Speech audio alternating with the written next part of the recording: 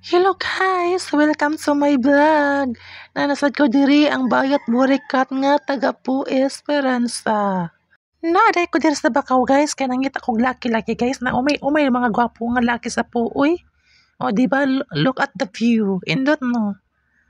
Pag December 24 pa day ko nag-video guys. O karon ra ako na post kay busy kaayo ang bayot ato nga time. Apil-apil pa jud akong pag-umangkon nga maldita. Magpa-apil lagi ko no siya sa vlog kay gwapa lagi ko no siya. Diba? For the go. Dire guys, ka nagduwa-duwa na magbalibol guys kay may lingaw guys. Bisan dili mi katigo. Diba? Go. Pagka virgin naman ang gid sa bayot, uy, mag 2025 bilang pero virgin gihapon. Charot.